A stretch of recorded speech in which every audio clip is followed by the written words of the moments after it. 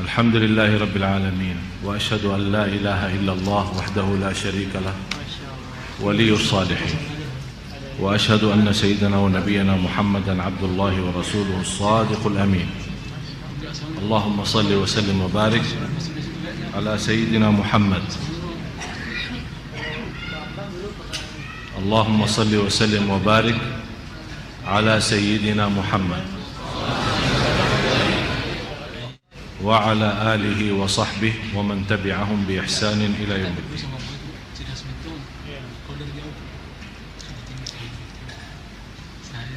سبحانك لا علم لنا إلا ما علمتنا إنك أنت العليم الحكيم. Maha suci Allah, saya tidak mempunyai ilmu apa-apa, hanya saja apa yang diberikan oleh Allah Subhanahu wa ta'ala. Semuanya milik Allah. Umur kita, sehat kita, keluarga kita, ilmu kita, semuanya milik Allah. La hawla wa la quwwata illa billah.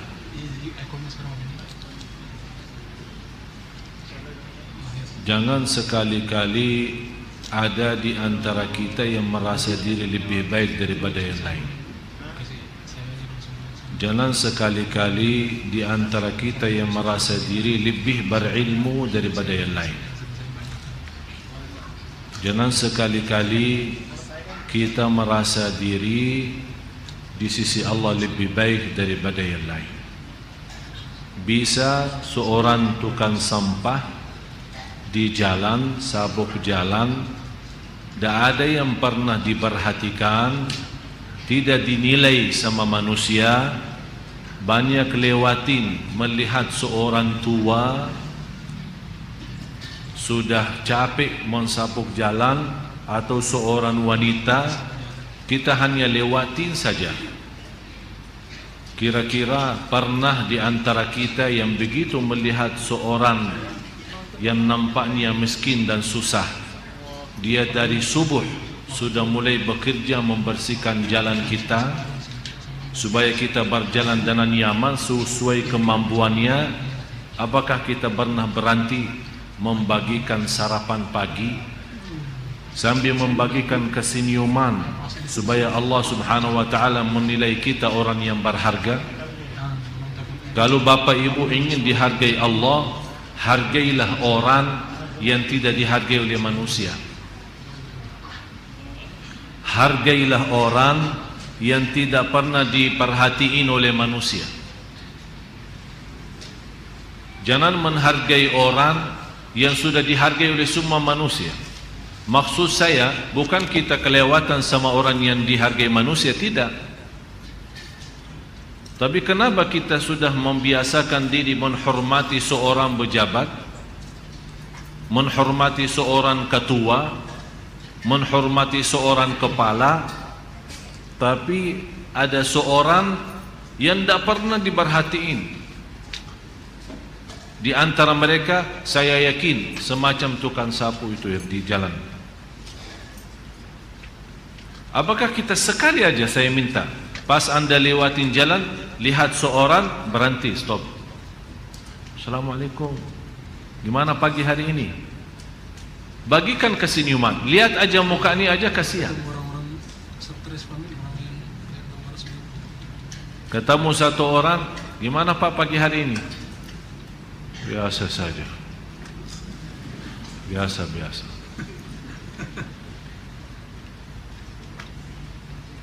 Saya langsung kasih bungkus makanan buat sarapan pagi, dia kaget.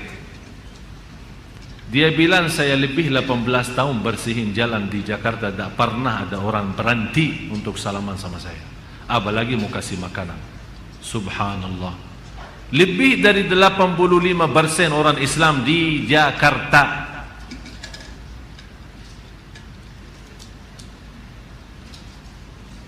Orang Islam yang bagaimana? Kalau anda ingin dihargai Allah, hargailah orang yang tidak ada nilai di pandangan manusia.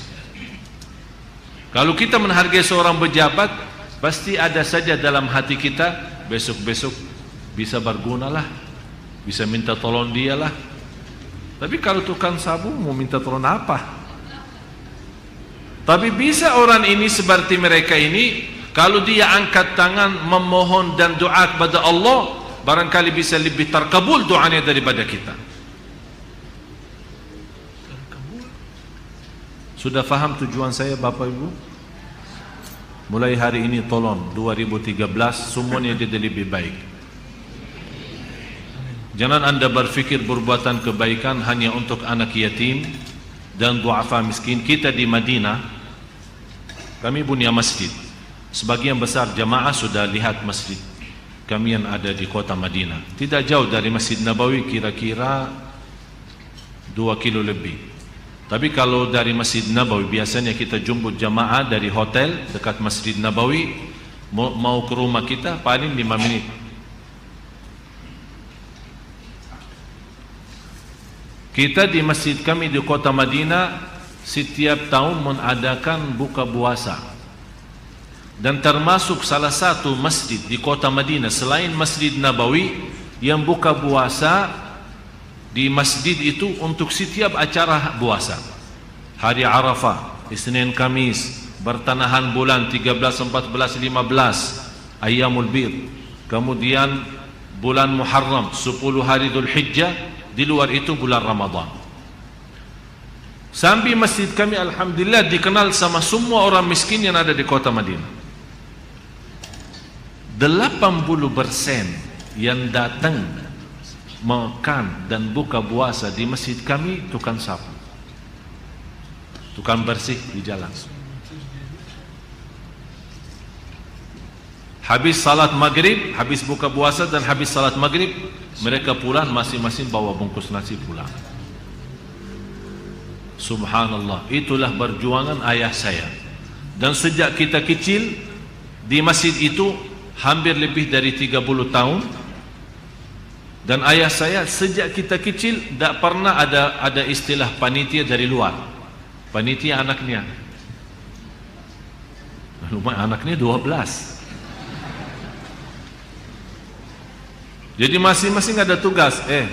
Inti buka masjid, inti siapin makanannya, inti azan, inti ikamat, inti jemput dan layani tamu.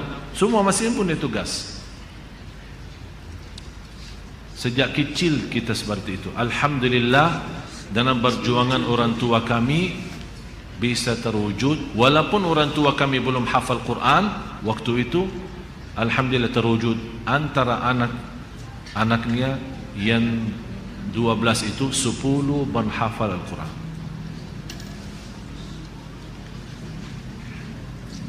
Ayah saya pun kalau ditanya siapa gurunya, ya anaknya. Sekarang jadi hafal Quran, ya anaknya gurunya. Ibu saya yang buta huruf, sudah umurnya melebihi, sebelum dia mulai belajar melebihi 45. Masya Allah, dalam 3 tahun hafal 30 juz. Mulai dari nol. Sampai kemarin dia telefon saya waktu saya masih di sini belum sempat pulang. Dia menyampaikan kepada saya, alhamdulillah dapat juara 1 di sekolah Madinah ibu-ibu hafal Quran. Jadi saya sekarang tugaskan ibu datang untuk mengajar ibu-ibu di sini. Doakan supaya dia sehat, bisa insyaallah datang di sini, bisa membantu. Jadi mohon maaf dan mohon perhatian Bapak Ibu, 2013 saya harap semuanya punya amal salih yang lebih daripada biasa. Tukang sapu perhatian, tukang parkir perhatiin. Daripada kita memberikan makanan atau uang untuk anak yatim miskin, sekali-kali sebulan sekali, ayo milih mana anak yatim tetangga kita, ayo saya mau ajak jalan-jalan sama anak saya. Bawa mereka jalan-jalan. Jangan hanya menjadikan mereka tukang minta. Jadi sudah otomatis sebagai tetangga kita kasih, dia hanya jadi menerima. Kasih suatu kebanggaan, merasa dia bangga sebagai anak kita, kita bawa dia sebagai anak yatim, ayo kita mau jalan-jalan ke Ancol. Apa ruginya kalau tambah 1 orang daripada anak kita? Berapa anak kita? 2 orang, udah jadi 3 sama anak yatim. Sungguh Allah berkahi kita. Berkahi. Biarpun kita berhiburan, berjalan-jalan, senang-senang, Allah berkahi. Mau ke mall, belanja buat anak kita, apalagi pas liburan atau hari raya, bawa 1 orang, 2 orang miskin, daripada kita berikan, kita bawa mereka masuk ke mall, biar dia milih sesukaan dia. Jangan bawakan ke mall mahal nanti barang yang mahal. Ya semampu kita lah. Ya ke Tanah Abang lah gitu. Ya sesuai kemampuan. Kalau kita orang mampu kaya raya, bawakan ke mall HI di sana, ada apa-apa. Ya, Sogo apa silakan bawa. Hampir semua mall di Jakarta sudah saya masuk. Hampir semua mall di Jakarta sudah saya masuk itu mall. Mau dari yang bagian utara, barat, selatan, semua. Tapi saya tidak pernah belanja. Saya ada 2 alasan masuk mall. Pertama, saya ingin semua mall yang tidak disukai Allah, karena tempat yang paling dibenci Allah adalah mall dan pasar. Dan tempat yang paling dicintai Allah adalah masjid. Tapi tempat yang dibenci oleh Allah, saya tetap dan sengaja datangi untuk membesarkan nama Allah di situ lewat doa mall. Dan harapan saya, ya Allah, mudah-mudahan doa saya ini, mall ini nanti di hari kiamat jadi saksi. Jadi ada lokasi di sana yang akan menjadi, jadi saya mencari banyak saksi. Sebagaimana firman Allah, yauma idzin tuhadditsu akhbaraha. Bumi akan berbicara di hadapan Allah apa yang kita lakukan, baik maupun buruk. Bi anna rabbaka auha lah. Yang kedua, saya salat di musalla mana saja, di mall saya salat di situ, supaya ada satu tempat, walaupun tempat itu tidak disuka oleh Allah, tapi saya mencari saksi di sana, biar nanti hari kiamat ada sebagian dari bumi musalla di mall itu menjadi saksi baik di hadapan Allah SWT. Itu tujuan. Oleh karena itu, Bapak Ibu, mulai sekarang sama-sama mencari amal dan mengisi tabungan kita. Seperti ini, sederhana-sederhana, tapi manfaatnya luar biasa nanti di hadapan Allah SWT. Itu yang kita harapkan. Karena kita tidak tahu, Bapak Ibu, mana di antara amal saleh yang Allah sembunyikan di dalamnya ridha Allah. Contoh, sekarang Bapak Ibu suka datang majelis ta'lim, mudah-mudahan diterima Allah. Ada yang suka masjid, ada yang suka istiqamah majelis ta'lim dan rutin, ada yang suka bersedekah, ada yang suka puasa, ada yang suka silaturrahim, ada yang suka semuanya dia lakukan. Maksud saya, berbanyak amal salih yang sederhana, apapun sesuai kemampuan kita, karena kita tidak tahu di antara banyak amal salih yang mana kira-kira yang di dalamnya tersembunyi ridha Allah. Belum tentu ridha Allah di masjid, belum tentu di majlis ta'lim, belum tentu dalam belajar, tapi bisa menjadi ridha Allah tersembunyi dalam memberikan perhatian kepada tukang sapu, bisa membawa anak yatim belanjain untuk dia sesukaan dia, atau ajak dia makan malam bersama keluarga kita. Inilah seperti ini yang barangkali di dalamnya tersembunyi ridha Allah. Kalau sudah kita ketemu, walaupun kita tidak tahu di mana ridha Allah itu, tapi kalau kita ketemu, Bapak Ibu, Anda akan bahagia sisa umur hidup kita. Akan bahagia sisa umur hidup kita.